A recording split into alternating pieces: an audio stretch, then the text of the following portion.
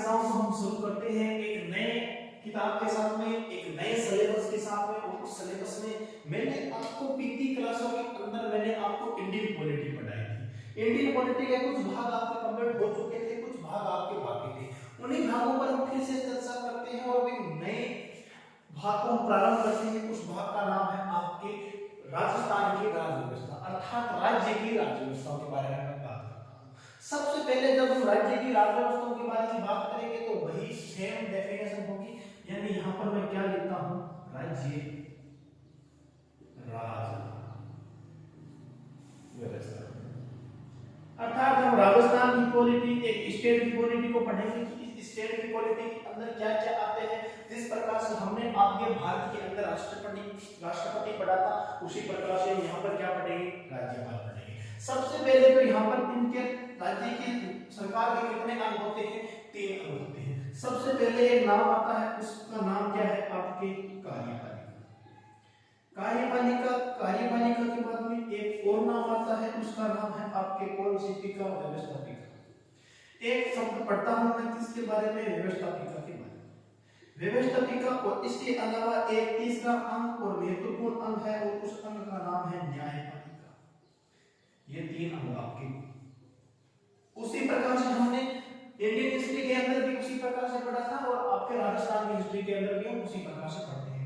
अब इसके अंतर्गत जो सबसे महत्वपूर्ण आता है उनका नाम किस प्रकार से होगा, इस प्रकार से होगा। जिस प्रकार से सबसे महत्वपूर्ण और था तो सबसे पहले आपके कौन आता है, राज्यपाल आता है। केंद्र के अंदर हमने राष्ट्रपति पढ़ा था, उसी प्रकार से यहाँ पर क्या आता है, मुख्यमंत्री आता है। जहाँ पर प्रधानमंत्री को हमने पढ़ा था, मुख्यमंत्री आता है। मुख्यमंत्री के साथ में आपकी मंत्रिपरिषद भी आती है, ये आपके मंत्रिपरिषद है। मंत्रिपरिषद, फिर महाधिवक्ता आदि आते हैं। उसी प्रकार से आपकी व्यवस्थापिका में हमने केंद्र के अंदर पढ़ा था आपकी कौन सी, संसद में हमने पढ़ा था लोकसभा, राज्यसभा, और राज्यसभा के बाद में कौन सा पढ़ा था, लोकसभा पढ़ा था। आर्टिकल 79, आर्टिकल 80 और आर्टिकल 81 की मैंने बात की थी लोकसभा के बारे में। उसी प्रकार से हम वहां पर भी क्या पढ़ेंगे, इन्हीं 3 चीजों को पढ़ेंगे। लेकिन यहाँ पर हम सबसे पहले किसके बारे में अध्ययन करेंगे, विधान परिषद के बारे में बात करेंगे। अर्थात पहले आएगा आपका विधानमंडल, विधानमंडल की बात करेंगे। विधानमंडल के बाद में आपकी विधान परिषद आएगी, विधान परिषद। और विधान परिषद के बाद में मैं बात करूंगा उस चीज का नाम होगा आपकी कौन सी, विधानसभा।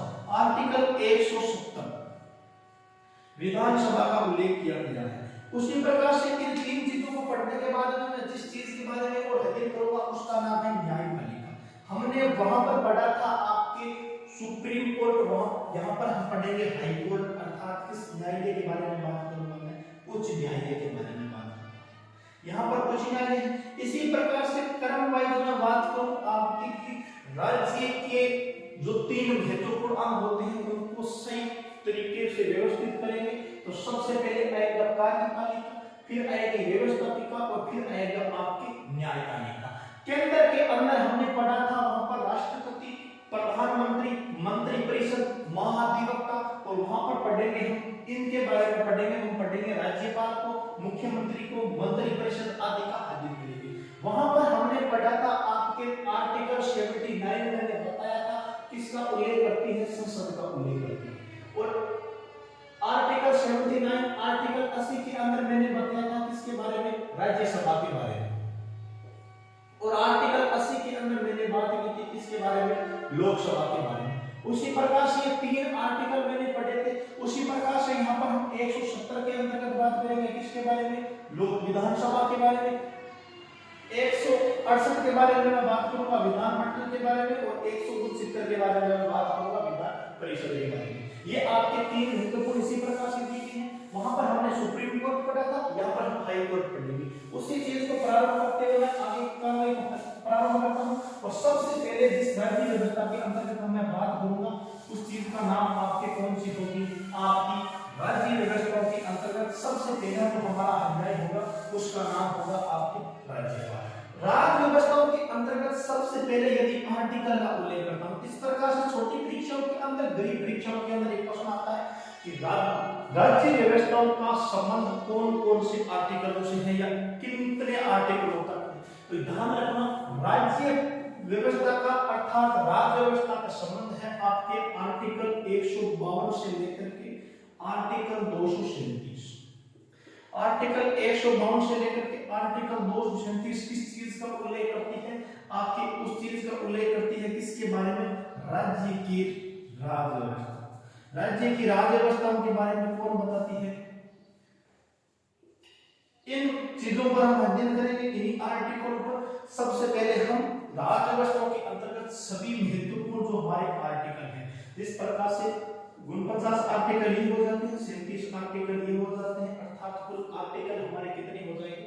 86। इन सभी चीजों पर हम अध्ययन करते हुए अपनी शुरुआत को विधिवत तौर पर क्या करेंगे? सभी के सभी 85 से 86 जो आर्टिकल है, इन आर्टिकलों के जो भाग है उन पर हम अध्ययन करेंगे। तो सबसे पहले हम हेडिंग लगाते हैं आपके किसके बारे में? राज्यपाल के बारे में। राज्यपाल के बारे में विधिवत तौर पर हम विस्तार पूर्वक चर्चा करेंगे कि राज्यपाल के बारे में कितने प्रश्न बन सकते हैं गरीब परीक्षाओं के अंदर और डीपली परीक्षाओं के अंदर किस प्रकार के प्रश्न आते हैं। तो सभी चीजों को तथ्यात्मक अध्ययन करते हुए हम अपनी सिलेबस अकॉर्डिंग को आगे बढ़ाते हैं। देखो क्या होता है, राज्यपाल ये था आपका राज्यपाल। अब सिर्फ और सिर्फ मेरे वचन सुनेंगे, मेरे इस बोर्ड पर हम ध्यान लगा करके देखेंगे। सबसे पहले मैं बात करता हूं, मैंने कहा था राज्यपाल के बारे में होता क्या है। राज्यपाल के पद की बात करता हूं कि राज्यपाल का पद कौन से देश से लिया गया है, तो सीधा याद रखना किस देश से लिया गया है? कर्नाटक। राज्यपाल का अंग्रेजी के अंतर्गत जो शब्द बनता है उसको कहा जाता है गवर्नर। क्या भारत के अंदर जो राज्यपाल था, क्या ये राज्यपाल ही था? सबसे पहले राज्यपाल का नाम हमने एकीकरण के अंदर पढ़ा था क्या? नहीं पढ़ा था। हम सबसे पहले हम पढ़ते थे राजप्रमुख।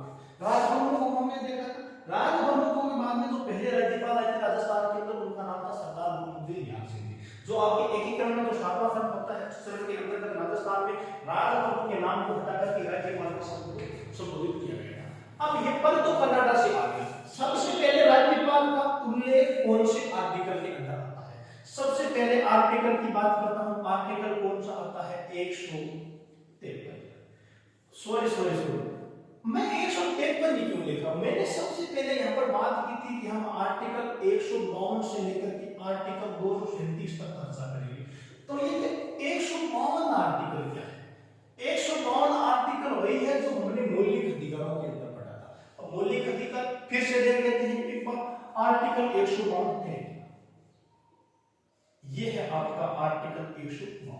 आर्टिकल 152 के अंतर्गत किसकी परिभाषा दी गई है? राज्य की परिभाषा बताई गई है। ये आपका राज्य होगा, राज्य की क्या होगी? परिभाषा होगी। परिभाषा में अर्थात राज्य की परिभाषा क्या होती है? राज्य की परिभाषा भारत का प्रत्येक अंग क्षेत्र, सीधा पढ़ेगा, भारत का प्रत्येक अंग क्षेत्र जो अपने आप को स्वतंत्र रूप से क्या नहीं कर सकता, अलग होने की मांग नहीं कर सकता, उसको किस सरणी के अंतर्गत माना गया है? राज्य की सरणी के अंतर्गत माना गया है। हमारा जो राजस्थान है वो क्या है? ये राज्य है। राजस्थान की जब भी बात आती है तो हम किसमें पढ़ेंगे? 152 के अंदर, आर्टिकल अनुच्छेद 152। अब बात करता हूं मैं आर्टिकल 153। आर्टिकल 153 क्या बोलता है कि प्रत्येक राज्य के अंदर, यहां पर क्या बताया गया है? प्रत्येक राज्य में एक राज्यपाल होगा। भारत की जो सरकार है वो ये बोलती है 153 के अंतर्गत कि प्रत्येक राज्य के अंतर्गत क्या बनाया गया है? एक राज्यपाल बनाया गया है। लेकिन नोट लगा कर रखना, हम पढ़ते हैं 7वां संविधान संशोधन 1956, यानी यहाँ पर हम क्या इसके बारे में अध्ययन करेंगे? 7वां संविधान संशोधन 1956। उसमें क्या बोला गया है? उसमें ये बोला गया है कि 2 या 2 से अधिक राज्यों में, 2 या 2 से अधिक राज्यों में, अधिक राज्यों में एक राज्यपाल भी हो सकता है। एक राज्यपाल भी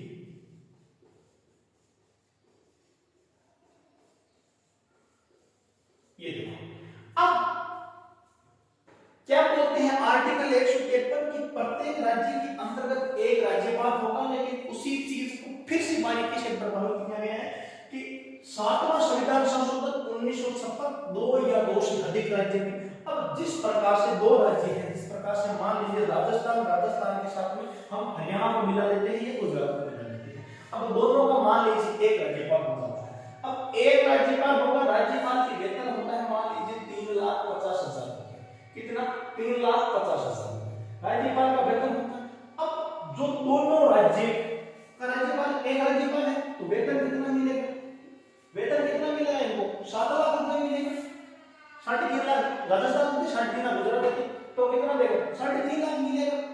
या कितना मिलेगा? प्रतिशत पर मिलेगा। राज्यपाल का वेतन इस विशेष परिस्थितियों के अंदर राष्ट्रपति निर्धारित करता है कि कौन सा राज्य कितना देगा। राज्यपाल को वेतन तो इतना ही मिलता है। और शपथ कितनी बार ली जाएगी? क्या एक बार ली जाएगी क्या शपथ? नहीं ली जाएगी। राज्यपाल, प्रत्येक राज्यपाल शपथ 2 प्रकार की लेता है।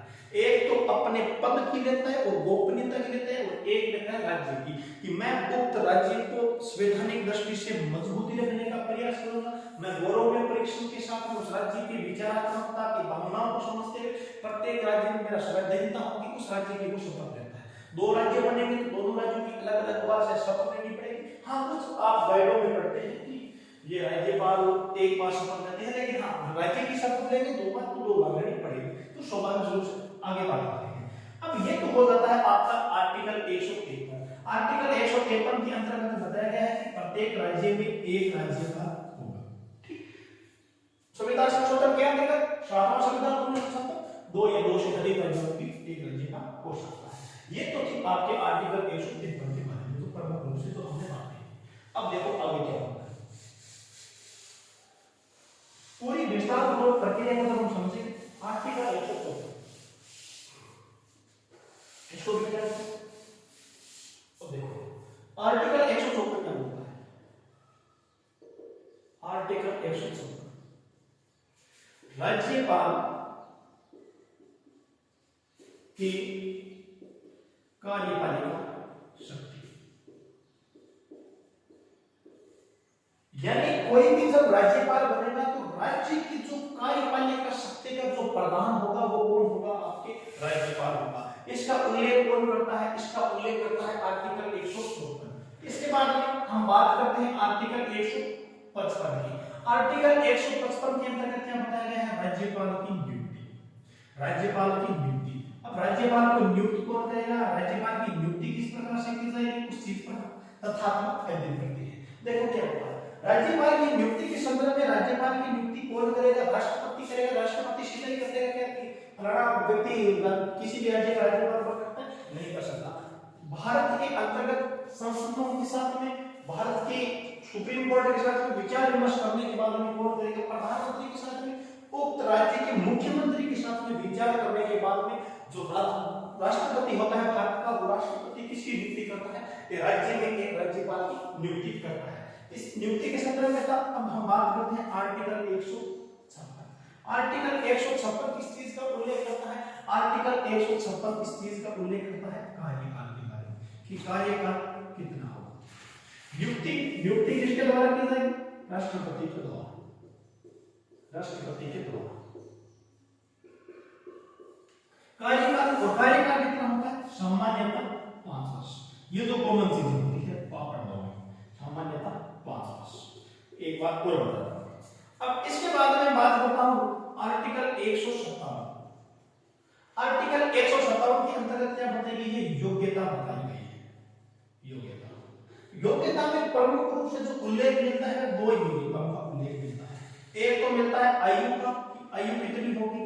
तो आयु होगी 35 वर्ष। और एक हम लोग प्रथम योग्यता पढ़ते हैं कि क्या होगा? भारत का नागरिक होगा। जो हम चीजें पढ़ते हैं कि पागल नहीं होना चाहिए, दिवालिया नहीं होना चाहिए, लाभ की बढ़कर नहीं होना चाहिए, ये आम योग्यताएं हैं। जो प्रमुख रूप से जिस योग्यताओं का उल्लेख किया गया है वो 2 योग्यता। इसके बाद में यहाँ पर आर्टिकल 157 तक हमने बात कर ली। अब बात करता हूँ आर्टिकल 158 की। आर्टिकल 158 क्या बोलता है? आर्टिकल 158 बोलता है कि राज्यपाल की शर्तें क्या क्या होंगी। राज्यपाल की शर्त, राज्यपाल के प्रमुख रूप से यही शर्तें हैं कि वह विधानसभा के अंतर्गत मान लो कि सदस्य होना चाहिए। यदि नहीं है तो आप 6 महीने की सदस्यता ले सकते हैं, जो आपकी नॉर्मल होती है। और उसके बाद में आता है आपके आर्टिकल 159 और 59 के अंतर्गत क्या बताया गया है, शपथ का उल्लेख किया गया है। अब राज्यपाल को शपथ कौन दिलाएगा, राज्यपाल को शपथ दिलाएगा आपके कौन, उच्च न्यायालय का मुख्य न्यायाधीश, उच्च न्यायालय का मुख्य न्यायाधीश। देखो होता क्या है, साधारण तौर पर यदि मैं बात करूं कि हम पढ़ते हैं आर्टिकल में, सबसे पहले एक छोटा सा टॉपिक है राज्यपाल। इसके अलावा भी राज्यपाल की शक्तियां भी पढ़ेंगे, जिसमें हम कार्यपालिका शक्तियां भी पढ़ेंगे, विधायिका शक्तियां भी पढ़ेंगे, वित्तीय शक्तियां भी पढ़ेंगे, न्यायिक शक्तियां भी पढ़ेंगे। हम राज्यपाल के अध्यादेश के बारे में भी बात करेंगे, 213 आर्टिकल को भी पढ़ेंगे, आपकी सभी चीजों के बारे में बात करेंगे। जो राष्ट्रपति जारी करता है 123 के अंतर्गत, 213 के अंतर्गत राज्यपाल जारी करता है अध्यादेश के बारे में। लेकिन यदि हम इन चीजों को पढ़ेंगे तो क्लास हमारी बहुत बड़ी हो जाएगी। अब देखो सबसे पहले हमने आज इस युग के अंतर्गत, आज की क्लास के अंदर, आज की समाओं के अंदर हमने क्या क्या पढ़ा। देखो मैं बताता हूं, सबसे पहले हमने पढ़ा था राज्यपाल के बारे में। राज्यपाल से पहले हमने पढ़ा था कि राज्य की सरकार कितने अंग होते हैं, तो राज्य की सरकार के अंग कितनी होती है, 3 अंग होती है। सबसे पहला जो अंग होता है उसको बोला जाता है कार्यपालिका। कार्यपालिका की बात होती है आपकी व्यवस्थापिका, व्यवस्थापिका की बात होती है न्यायपालिका, जो किसकी समीक्षा करती है, न्याय की समीक्षा करती है। जो क्या करती है, न्याय करती है। आपकी किसी भी व्यक्ति ने आपसे गाली गलौज की, आपके साथ में मारपीट की, आप न्याय के लिए कहां जाओगे, पुलिस थाने जाओगे।